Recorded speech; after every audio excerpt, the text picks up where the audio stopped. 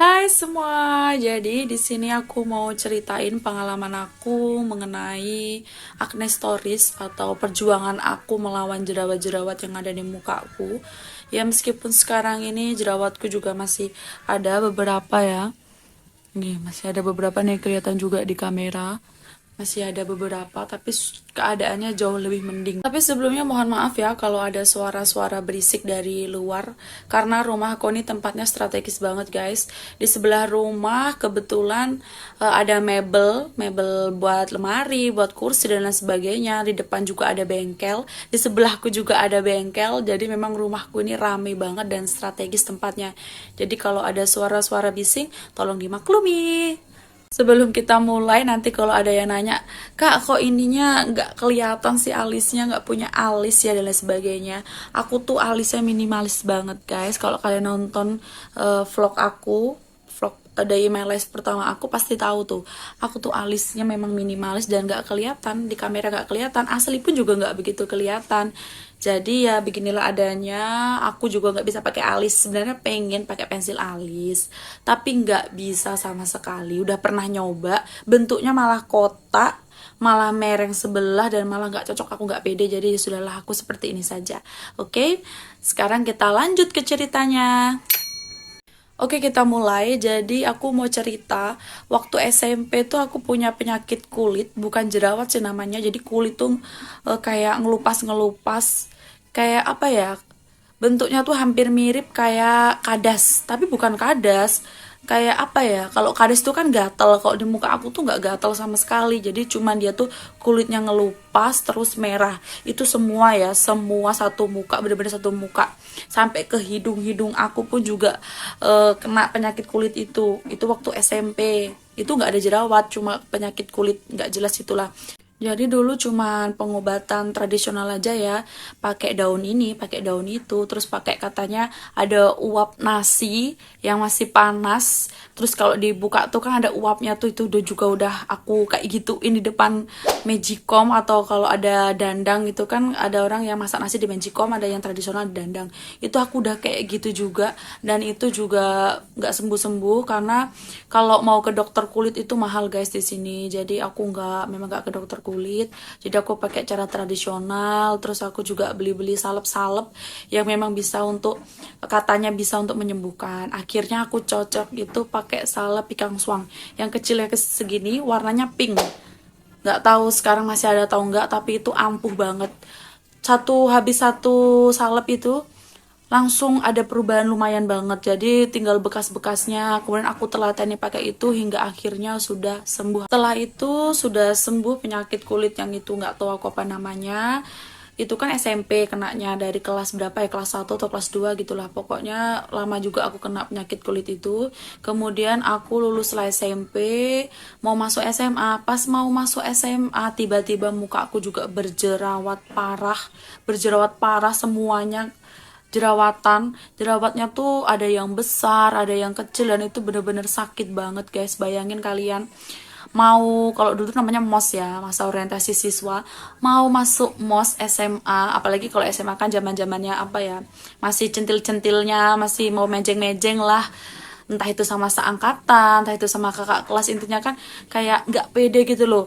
Pertama masuk, mukanya sudah lamburadul, parah banget, bener-bener parah, separah itu dulu aku berjerawatnya. Ini pengalaman aku ya guys. Sebenarnya aku juga salah karena dulu aku tuh seneng gonta-ganti skincare. Sebentar pakai skincare ini, sebentar pakai skincare itu. Kalau ada kata kawan, ini bagus loh, aku langsung coba. Kayak gitu gonta-ganti terus. Sampai pada akhirnya mungkin itu juga yang menyebabkan aku berjerawat. Setelah muka aku berjerawat, semua merek skincare apapun itu, aku pasti pilih atau beli yang ada kata-kata aknenya, karena aku berpikir oh mungkin dengan aku pakai yang sesuai dengan kondisi kulit wajah aku udah bisa membuat kulit wajah aku tuh mendingan gitu loh. Jadi semuanya aku beli yang mereknya Acne. Jadi selain pakai skincare yang ada label akne-aknenya, aku juga pakai yang alami. Baik itu dari putih telur, itu bener-bener putih telur itu kan katanya bagus juga untuk muka kan. Jadi putih telur, diambil putihnya aja, terus dimaskerkan ke muka. Sebenarnya itu baunya amis banget guys, amis banget. Aku nggak suka. Mungkin ada yang suka ya, tapi aku nggak suka baunya. Tapi karena memang mana tahu bisa membuat mukaku kembali lagi seperti semula, jadi aku tetap meskipun agak-agak amis, agak-agak mual, tetap aku pakai. Kemudian aku juga pernah pakai lidah buaya. Lidah buaya tuh yang lendir-lendirnya itu. Nah, itu aku usap-usap ke muka. Terus juga pernah pakai apa ya? Bengkuang kalau nggak salah. Bengkuang juga itu aku yang ditumbuk atau di blender terus ditempel ke muka. Pokoknya semua yang alam-alami yang katanya bisa untuk menyembuhkan jerawat itu aku pakai semua. Jadi setelah aku pakai semua yang ada label akne, yang alami, itu sebenarnya agak mendingan, tapi cuma sedikit mendingannya. Dari 1 sampai 10 itu mendingannya cuma 2. Jadi nggak begitu mending banget. Akhirnya aku coba pakai salep. Ada salep namanya Agnes, Agnes series. Itu aku pakai. Itu bagus juga, lumayan banget, lumayan mendingin banget di jerawat aku. Terus aku juga pakai yang Nuriskin. Nuriskin dia tuh kalau dulu tuh warnanya gold ya, warna agak kuning gitu. Terus lumayan juga enak salepnya, adem, enggak yang panas dan perih, itu enak juga dan itu bener-bener bagus banget. Aku bisa bilang aku sembuh karena pakai itu, pakai Nuriskin sama Agnes, Nuris atau Nuriskin gitu pokoknya. Ada tuh warnanya kuning kalau dulu, kalau sekarang nggak tahu masih ada atau enggak. Itu yang buat jerawat aku lebih mending banget waktu SMA. Waktu kelas 2 atau 3 itu sudah bersih muka aku, sudah nggak berjerawat lagi. Waktu lulus SMA itu kondisi muka aku sudah baik, sudah bersih, meskipun gak glowing tapi setidaknya bersih, itu udah cukup bagi aku ya guys. Kemudian waktu kuliah, nih kuliah juga aku jerawatan lagi. Aku jerawatan lagi semester 2 kalau nggak semester 3. Itu juga parah. Sama parah waktu aku jerawatan masuk SMA. Kayak gitu parahnya. Parah satu muka. Bahkan bisa dibilang yang ini lebih parah lagi pas kuliah.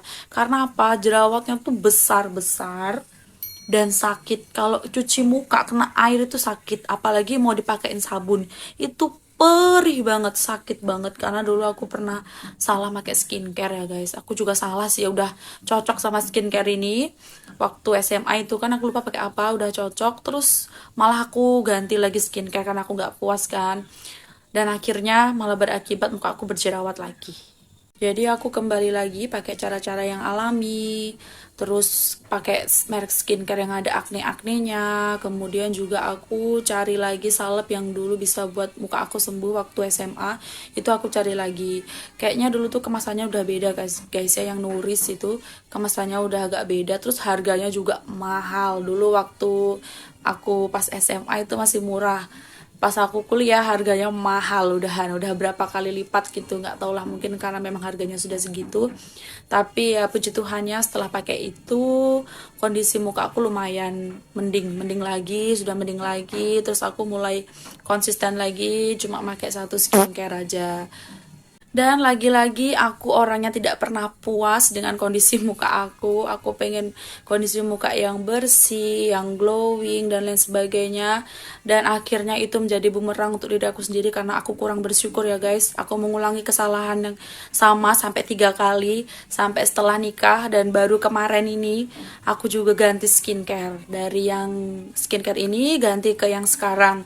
Dan aku sebenarnya bagus ya pakai skincare yang sekarang, kan itu kan udah habis 2 paket ya. Yang paket pertama aku pakai yang acne, paket yang kedua karena aku maruk, aku pengen pakai yang glowing untuk bisa menghilangkan bekas jerawat dan muka menjadi bersih dan glowing gitulah.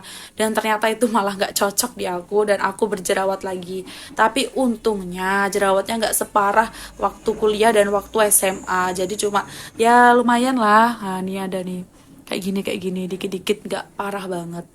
Jadi yuk untuk kalian yang masih pejuang akne, pejuang berjerawat, yang pengen mukanya bersih, mukanya sehat, ayo semangat lagi karena aku juga pernah ngalami kayak kalian. Bahkan kondisiku sangat-sangat parah, nanti aku sertakan fotonya biar kalian tahu gimana parahnya kondisi muka aku dulu. Yang jelas sekarang kalian harus tahu yang pertama, jangan gonta-ganti skincare. Terus yang kedua, kalau pakai skincare sesuai dengan kebutuhan kulit kalian. Kalau kulit kalian berminyak, pakai skincare untuk kulit berminyak. Kalau kulit kalian memang acne, pakai yang untuk acne. Jangan sok-sokan kayak aku ya, belajar dari kesalahan aku, pengen yang bersih mukanya kayak orang-orang dan akhirnya malah nggak cocok di aku. Sesuaikan aja dengan kebutuhan kita guys, nanti muka kita juga bisa sehat. Nggak penting muka itu glowing, muka itu putih kayak kertas gitu, nggak penting. Yang penting muka itu sehat, itu sudah cukup banget untuk kita semua. Kalian nggak usah malu ya, nggak usah malu dengan kondisi muka kalian yang berjerawat, takut nanti diomongi orang, takut orang jijik dengan kalian atau lain sebagainya. Itu nggak penting banget, karena dulu aku juga pernah kayak gitu, sempat insecure dengan diri aku sendiri.